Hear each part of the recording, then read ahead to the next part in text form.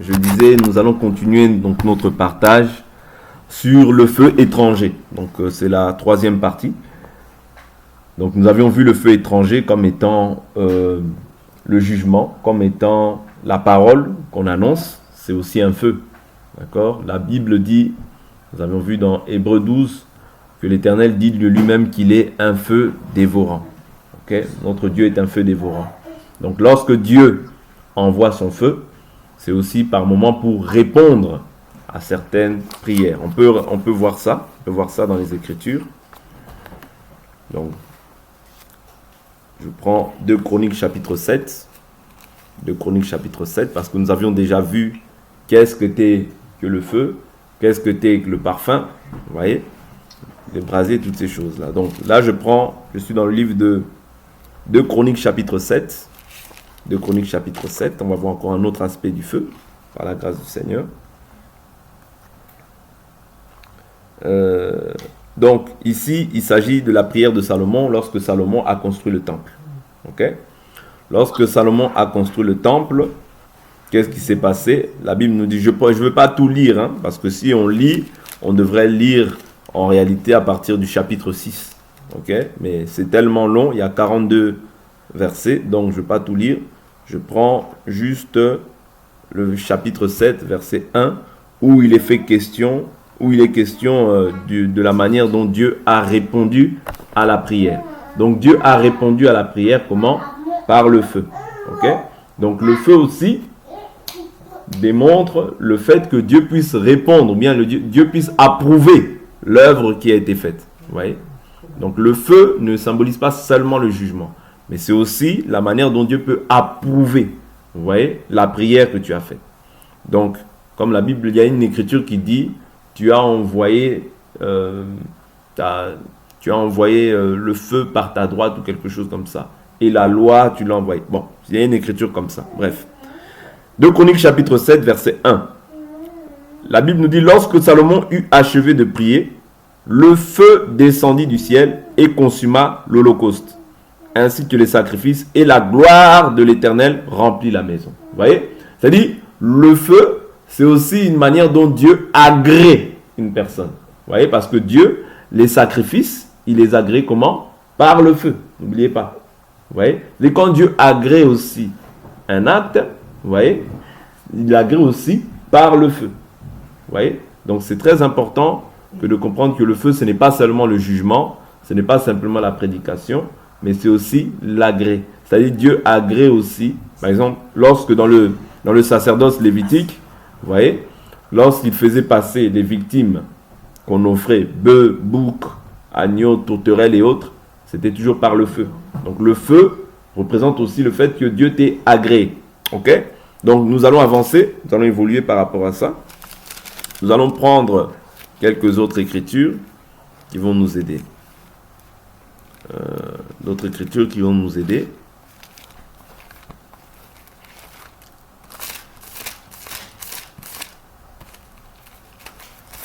D'autres écritures qui vont nous aider. Donc je suis dans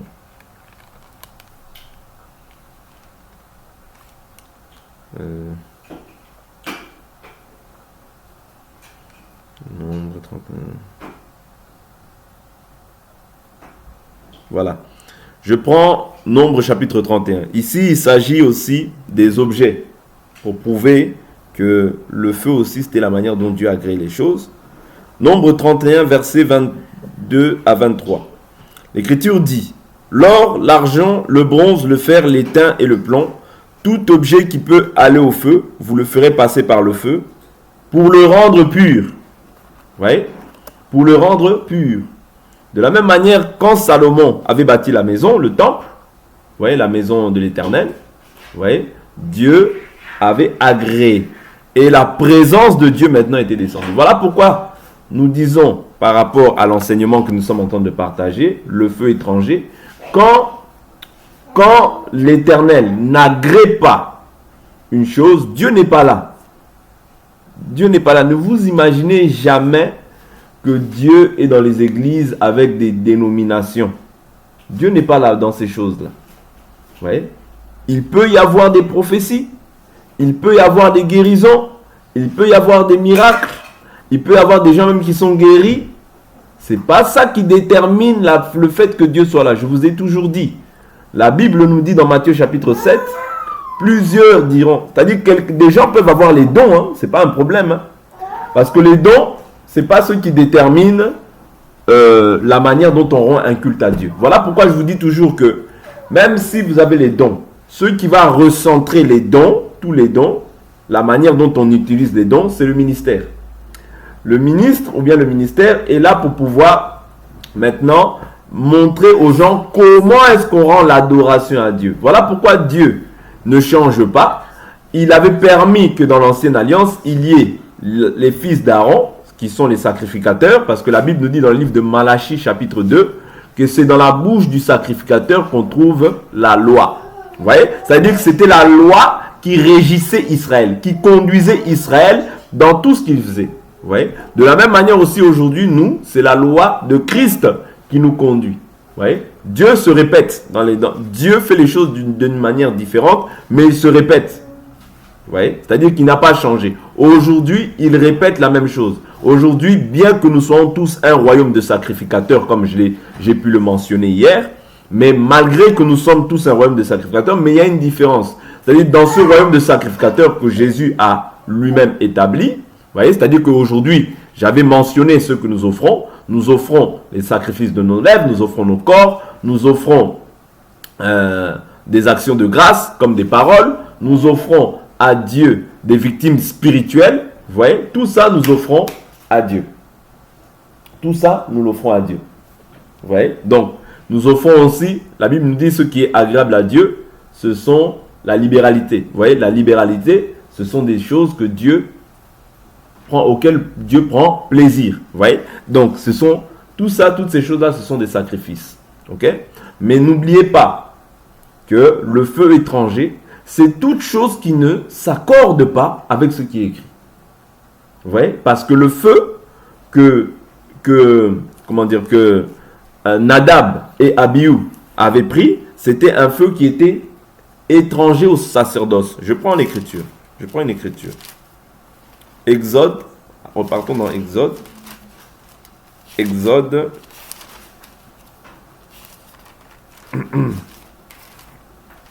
Exode, je suis au chapitre...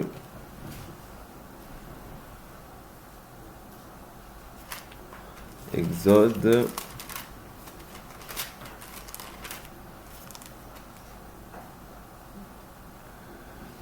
Exode, je prends description.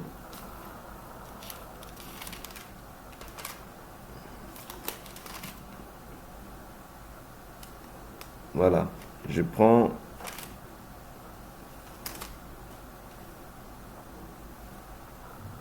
Voilà, je prends Exode chapitre 29,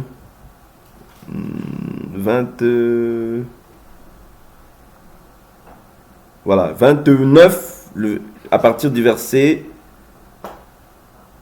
40, je prends chapitre 29 à partir du verset 43. Je rencontrerai là les Israélites et ce lieu sera sanctifié par ma gloire. C'est-à-dire que Dieu avait établi un lieu sur lequel on devait venir l'adorer. C'est-à-dire Dieu avait établi ce qu'on appelle la tente d'assignation. Ok? La tente d'assignation qui avait été construite par Moïse et les Israélites. Ok? Il dit, je sanctifierai la tente de la rencontre et l'autel, je sanctifierai Aaron et ses fils afin qu'ils exercent le sacerdoce pour moi. Je demeurerai au milieu des Israélites et je serai leur Dieu. C'est-à-dire la tente d'assignation représentait Dieu, ainsi que les sacrificateurs, fils d'Aaron. Voilà pourquoi nous avions vu hier que Aaron, Dieu avait dit, quand dans Lévitique chapitre 10, il a dit, je serai sanctifié par ceux qui m'offriront. On va voir l'écriture. L'écriture de Lévitique 10. Prenons Lévitique 10. L'Éternel dit, je serai sanctifié par ceux... Lévitique 10, verset 3. Moïse dit à Aaron, c'est ce que l'Éternel a déclaré lorsqu'il a dit, je serai sanctifié par ceux qui s'approchent de moi. Je serai glorifié en présence de tout le peuple. Aaron garda le silence. Vous voyez? Ici, cette écriture, elle est reprise comment? Dans Jean chapitre 17, souvenez-vous, Jésus dit quoi? Jésus dira dans Jean chapitre 17, « Père, je me sanctifie moi-même pour eux. » Vous voyez? C'est-à-dire Jésus se sanctifiait pour eux, afin que eux aussi soient sanctifiés en nous. De la même manière, ici, les sacrificateurs se sanctifient, c'est-à-dire Dieu les sanctifie pour le peuple. Est-ce que vous comprenez? C'est-à-dire Dieu prend des gens, il les met à part, il les rend saints. Voilà pourquoi la Bible nous dit « Tu regarderas le sacrificateur comme saint ». Je prends l'écriture. Tu regarderas le sacrificateur comme saint. Pourquoi? Parce que c'est lui qui donne la nourriture de ton Dieu. Lévitique chapitre 21. Lévitique chapitre 21, verset 8. La Bible nous dit, Bon, je prends le verset 7. Il ne prendra pas une femme prostituée ou déshonorée, ils ne prendront pas une femme répudiée par son mari, car un sacrificateur est saint pour son Dieu. Vous voyez? Bien sûr, le peuple israélite, c'était un royaume de sacrificateurs, mais tous n'étaient pas saints. C'est-à-dire ceux que Dieu avait choisis parmi le peuple israélite, c'était les sacrificateurs pour offrir l'aliment de Dieu. Or, l'aliment de Dieu, c'était les sacrifices. Vous voyez? Mais aujourd'hui, la nourriture de Dieu, c'est la foi. Vous voyez? C'est la foi. Donc, il dit, tu le regarderas comme saint. Ok? Car il offre l'aliment de ton Dieu. Vous voyez? Parce que la Bible nous dit, il est le rémunérateur et le consommateur de notre foi. Vous voyez? C'est-à-dire, Dieu consomme la foi en toi. Quand tu crois, Dieu, c'est ça qui consomme. Mais ici, l'aliment de Dieu, c'était quoi? C'était les sacrifices que que le sacrificateur offrait à Dieu parce qu'il était saint. C'est-à-dire, parmi le peuple, Dieu prenait les sacrificateurs pour les sanctifier et eux, ils se sanctifiaient pour le peuple. C'est-à-dire que, en fait, le sacrificateur était comme Dieu. Vous voyez? Était comme Dieu. Vous voyez? Auprès du peuple. Il était comme Dieu. Donc, c'est très important que nous comprenions ces choses. Vous voyez? Donc, le sacrificateur, je le répète, il se sanctifiait pour le peuple. Parce que le peuple ne voyait pas Dieu. Le peuple ne voyait pas Dieu. Dans le temple, le sacrificateur, lui seul, allait dans les lieux saints. Le souverain sacrificateur, lui seul, allait dans le lieu très saint, une fois par an. Vous voyez? Et on lui mettait une clochette. On lui mettait une clochette, c'est-à-dire s'il n'était pas saint, cette clochette, c'est-à-dire il allait mourir dans le lieu saint.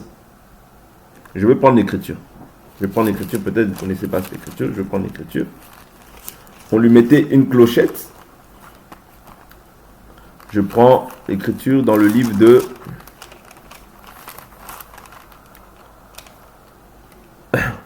Je prends l'écriture dans le livre de...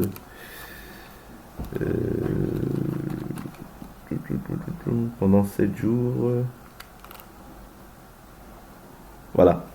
Exode chapitre 28, verset 35. Verset 31. Tu feras la robe de l'éphod entièrement violette. L'ouverture pour la tête sera au milieu. Il y aura un ourlet tout autour de cette ouverture d'ouvrage tissé comme l'ouverture d'un vêtement de cuir, tressé afin que la robe ne se déchire pas. Tu feras sur ses pans des grenades violettes, pourpre et cramoisi, tout autour et au milieu d'elles, des clochettes tout autour. Vous voyez? Une clochette d'or et une grenade. Une clochette d'or et une grenade. Une clochette d'or et une grenade sur tout le tour des pans de la robe. Aaron s'en revêtira pour faire le service. Le son des clochettes s'entendra quand il entrera dans le lieu saint. Vous voyez? Devant l'Éternel. Et quand il en sortira, de la sorte, il ne mourra pas. C'est-à-dire que si en fait, le sacrificateur entrait et qu'il ne sortait pas, on n'entendait plus les clochettes, c'est-à-dire qu'il était mort dans le lieu saint. Et qu'est-ce qu'on devait faire? On devait le tirer, vous voyez, afin qu'il puisse sortir. Vous voyez? Bon, on n'a pas vu ces choses-là, mais c'est ce qui s'est passé. Parce que quand vous suivez par la suite, c'est ça. Vous voyez? Donc, on le faisait des clochettes afin qu'on entende le son des clochettes. Donc, il allait dans le lieu saint pour offrir, vous voyez, offrir le sacrifice. Et ensuite, pour dire au peuple qu'il était pardonné. Vous voyez? Donc ici, toutes ces choses-là, comme je dis, c'était une ombre. La réalité est en Christ. Vous voyez? Mais pourquoi je parle du feu étranger? Parce que dans le feu étranger, tu vas voir qu'en fait, beaucoup de gens vont puiser leurs sources dans la loi pour mettre en fait ces choses-là au jour d'aujourd'hui. Or, ces choses-là avaient une explication.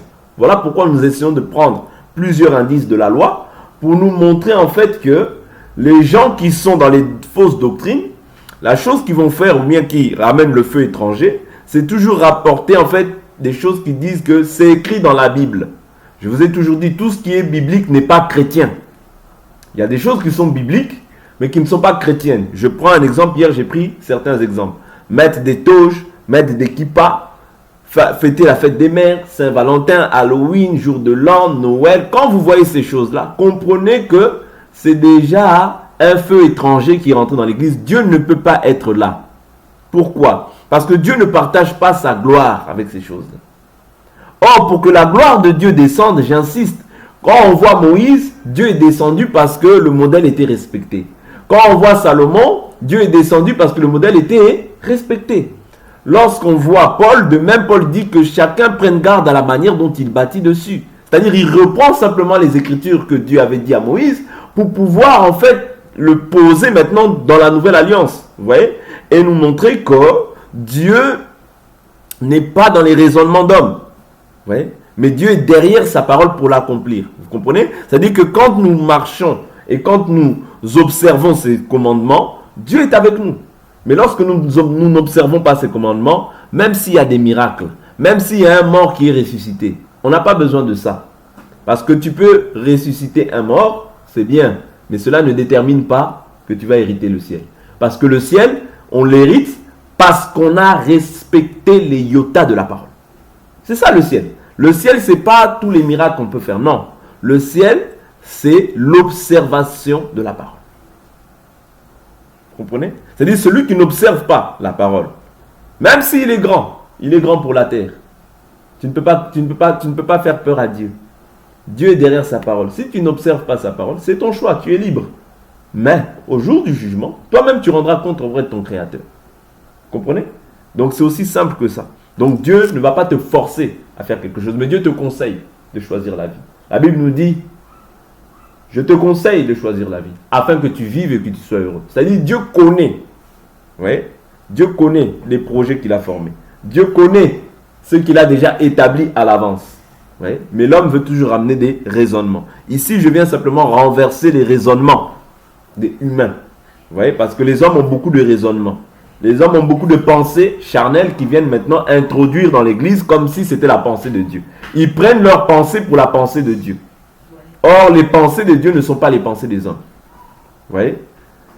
Quand nous voyons par exemple des gens, pour établir quelqu'un, ils prennent de l'huile, ils lui versent de l'huile sur la tête. Cette personne-là, elle doit rentrer peut-être, je ne sais pas, dans un appel ministériel. On lui renverse de l'huile sur la tête, on dit ça c'est l'huile d'onction. Ça, c'est un feu étranger que vous ramenez.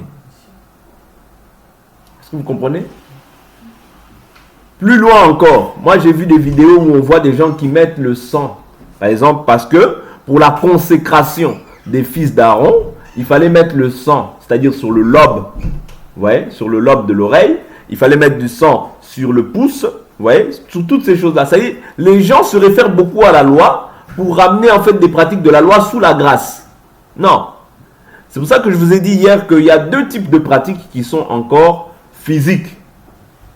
Oui. Je ne dis pas que Dieu peut permettre dans la diversité d'opérations. Je dis bien. Parce que la Bible nous dit, il y a plusieurs dons, mais il y a plusieurs divers. Éphésiens chapitre 4. Vous voyez? La Bible nous dit, 1 Corinthiens chapitre 12, on peut lire ça rapidement. Il y a diversité d'opérations, mais le même esprit.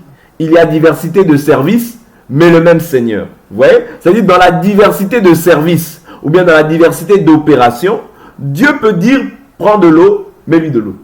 Mais ça, ce n'est pas un système.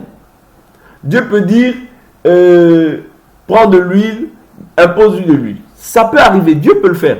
Mais quand tu vois que ça devient un système, par exemple, quelqu'un a mal, toujours, bon, prends de l'eau. Bon, t'as mal, je te jette de l'eau. Non. Ça, dans la diversité d'opérations, Dieu peut faire. Dieu peut dire, prie pour lui, il y a peut-être un cafard qui sort de l'oreille. Peut-être, ça peut arriver. Il y a déjà un frère qui a fait ça. Ça peut arriver. Ok? Mais pour savoir si c'est de Dieu, ça ne peut pas être répétitif. Quelqu'un a mal à la tête, tu pries, toujours il y a un cafard qui sort. Il y a demain, il y a un cafard qui prie, toujours il y a un cafard. Non, ça c'est plus Dieu, c'est le diable. Vous comprenez? Parce que Dieu est dans la diversité. Dieu dans la diversité, moi j'avais vu une fois un pasteur qui avait dit, ah, Dieu il m'a dit de lui mettre un coup de pied. Mais le pasteur il était gêné, il dit, mais oh, Dieu, c'est pas toi. C'est-à-dire lui il pensait maintenant, Dieu il dit, si, mets un coup de pied. Et il a mis un coup de pied, la personne était guérie. Donc lui, ça c'était dans la diversité. Mais on ne peut pas dire à chaque fois que, bon, il faut mettre un coup de pied. Non. Ça c'est plus Dieu. Vous voyez? Ça devient maintenant les pensées des hommes. Vous voyez? Et le monsieur là, mais le pasteur même, il disait ça. Il était gêné, il ne savait pas comment faire. Mais le Seigneur lui dit ça. Bon. Dans la diversité, Dieu peut tout.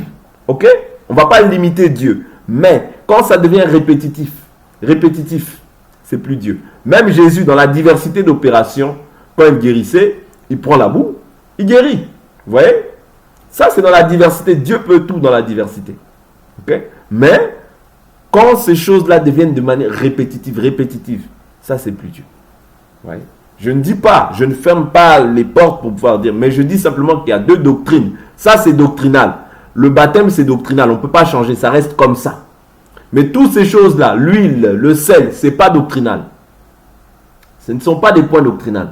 Mais les points de doctrine, on ne peut pas les renverser.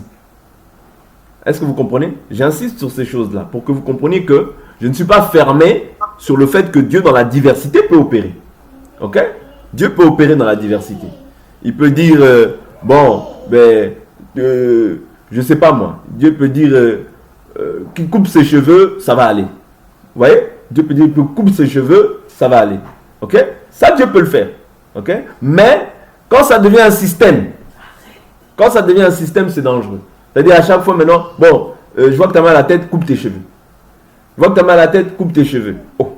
Même si mes cheveux ils sont bien, il n'y a rien de mauvais. Coupe tes cheveux. Donc là, ça devient un système. Ça, c'est plus Dieu. Vous voyez? Donc, il faut apprendre aussi à discerner et à comprendre qu'au jour d'aujourd'hui, il y a beaucoup de gens qui se sont introduits dans la bergerie. Vous voyez? Voilà pourquoi on sonne l'alerte sur ces choses-là, afin que personne ne soit emporté par ces vents-là. Parce que les feux étrangers aujourd'hui, il y en a tellement. La Bible nous dit que plusieurs abandonneront la foi pour s'attacher à des esprits séducteurs et à des doctrines de démons. Pourquoi? Parce que les gens maintenant ont la démangeaison d'entendre des choses agréables. C'est-à-dire quand des gens, tu vas leur dire la vérité, ah lui il est méchant. Lui il est méchant. Vous comprenez? Donc le feu étranger, c'est tout ce qui ne cadre pas avec la parole.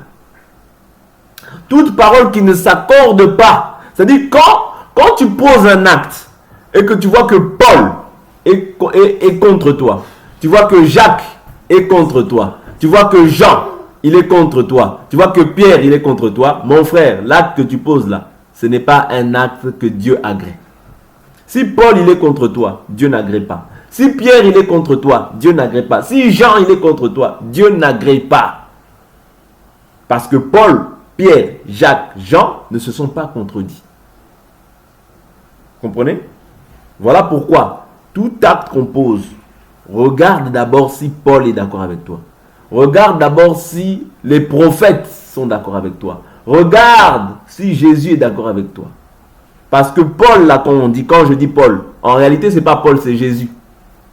Parce que l'Écriture nous dit que c'est poussé par l'Esprit que les hommes ont parlé de la part de Dieu. Donc nous, on dit seulement Paul pour dire Paul, mais c'est Dieu qui a utilisé Paul pour pouvoir poser les épîtres.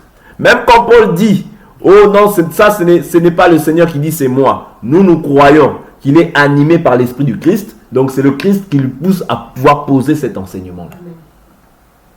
Oui. Oh non, Paul il était dur, il était macho. Oh non, Paul, il y avait des désordres à Corinthe. C'est pour ça qu'à Corinthe, il est parti mettre de l'ordre. Parce que les femmes, elles étaient impolies. Ça, ce sont des raisonnements et des philosophies que les gens y ramènent dans l'église. Oui. Oh non, Paul, c'est l'apôtre des nations. Paul, il vient, il pose le fondement là. Il dit bien, à tous ceux qui croient au Seigneur Jésus-Christ, partout dans le monde, leur Seigneur est le nôtre. Vous comprenez? C'est-à-dire que Paul, quand il parle à toutes les églises. C'est-à-dire que quand tu lis Paul, tu lis Jacques, tu lis Jean, et que tu t'accordes avec eux, Dieu aussi dit Amen dans le ciel. Mais si tu es en désaccord avec eux, Dieu ne peut pas être en accord avec toi. C'est très important de comprendre ces choses. Parce que quand on comprend ces choses-là, on comprendra facilement les feux étrangers. Aujourd'hui, il y a tellement de feux étrangers. Des enseignements qui sont pernicieux. Des enseignements qui cherchent à pouvoir soutirer l'argent des gens. Par exemple, l'évangile de la prospérité. Nous ne sommes pas contre la prospérité. La prospérité est biblique. Mais l'évangile de la prospérité, c'est diabolique.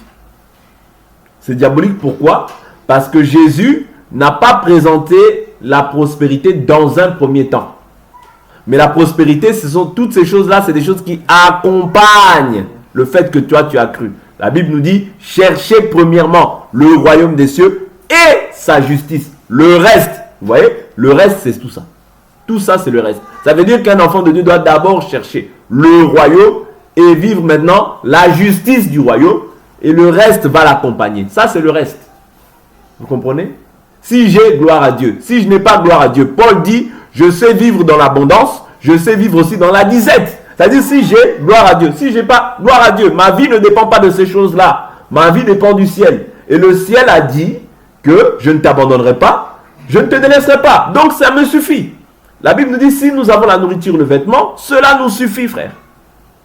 Vous comprenez? C'est-à-dire, il y a des évangiles aujourd'hui qui sont venus pour tordre le véritable évangile.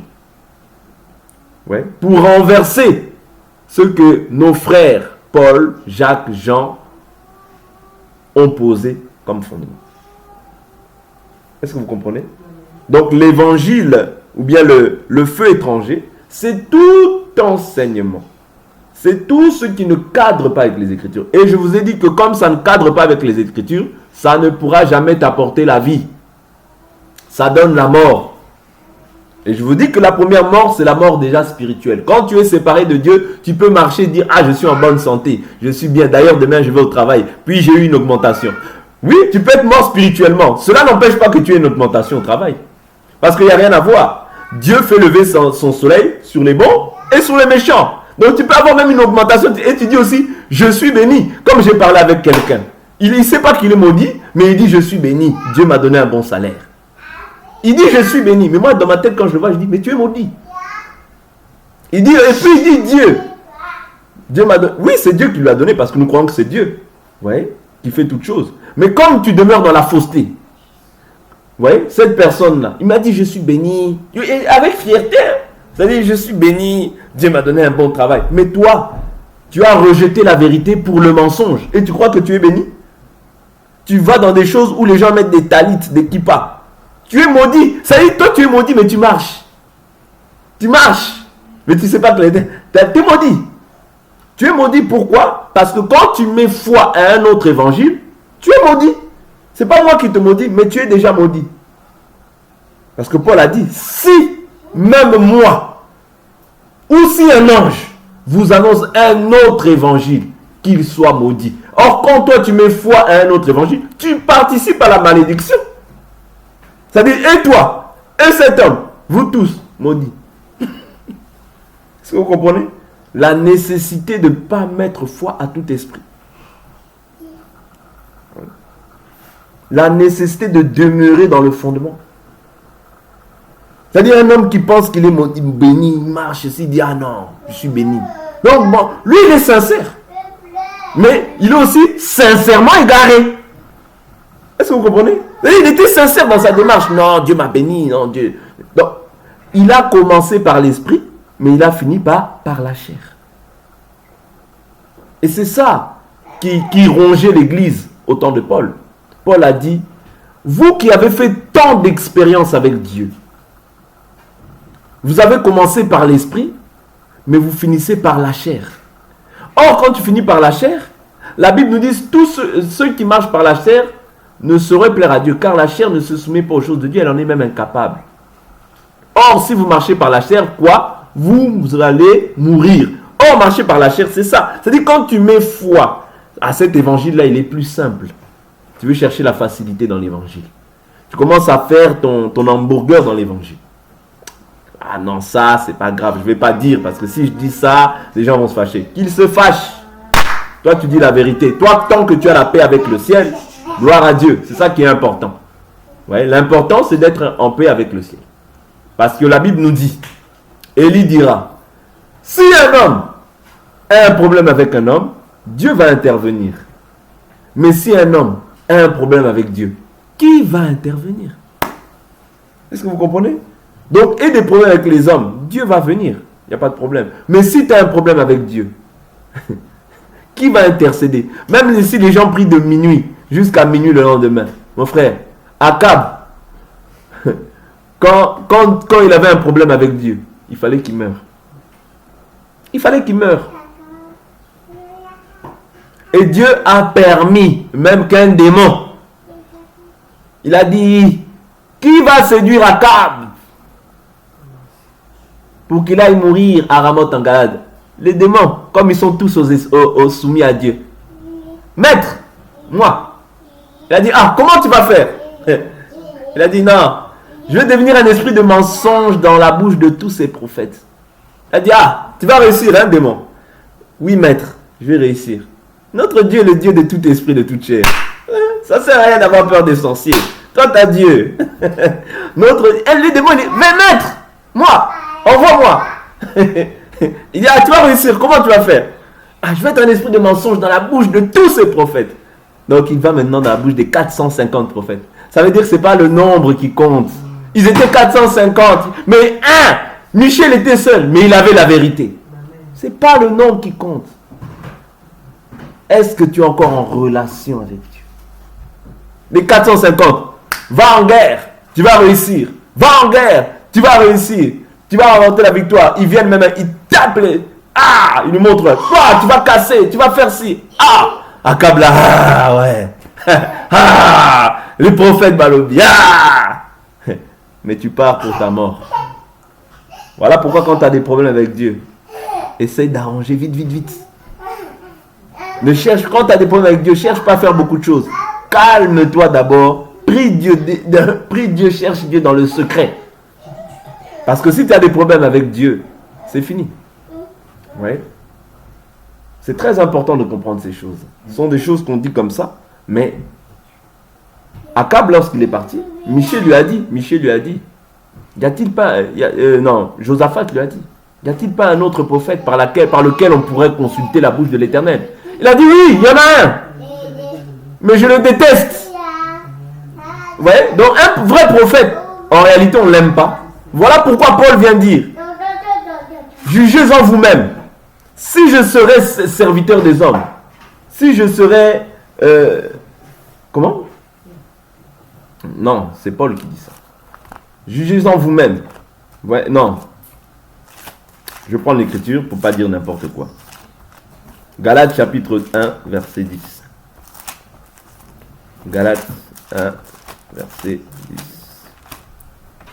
Galates 1 ou 2, verset 10, je ne sais plus. Galates 2.